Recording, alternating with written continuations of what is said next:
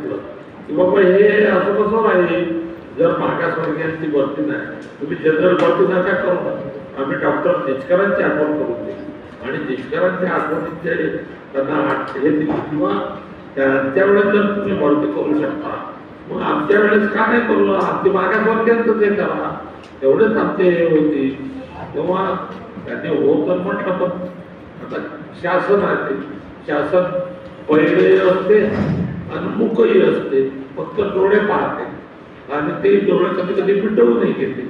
आज 3 वर्ष झाली डोळे मिटून घेतल्यासारखे आणि या 3 वर्षामध्ये कितीतरी बेरोजगार झालेले आहेत आणि या बेरोजगारांमुळे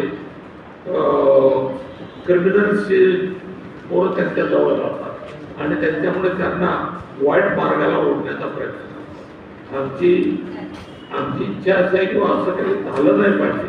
क्रिमिनल तर आमची